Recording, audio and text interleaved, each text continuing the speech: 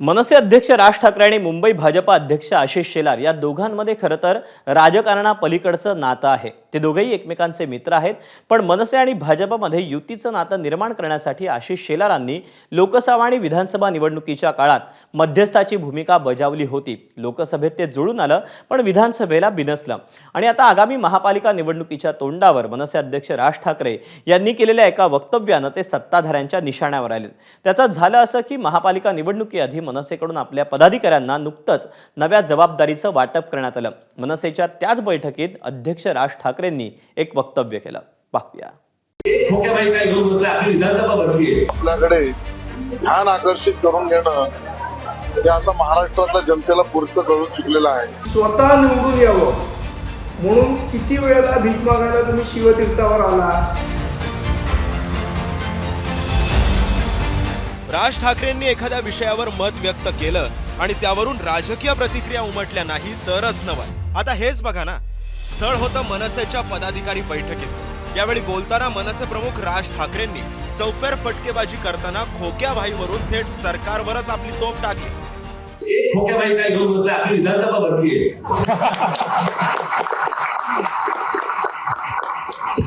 खोक्याबाई करून दाखवते मूळ विषय हातात बाजूला, बाकीच्या सगळ्या गोष्टी तुम्हाला प्रकटून टाकले जाते। राज ठाकरेंच्या टीकेला त्यांचेच मित्र आणि मंत्री आशिष शेलारांनी प्रत्युत्तर देताना खोचक टोला लगावला।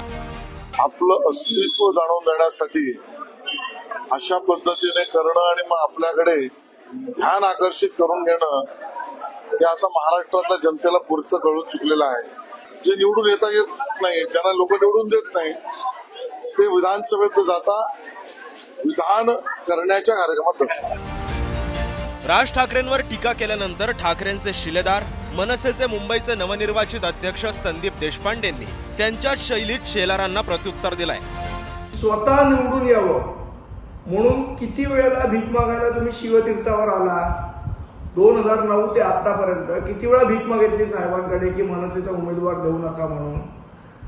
जर आम्ही बोलायला लागलो ना तर झोला तुम्हाला मुंबईत फिरणं मुश्किल होईल, एवढं तुम्ही लक्षात ठेवा।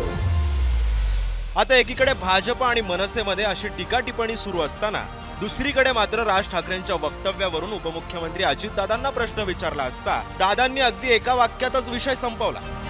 धन्यवाद।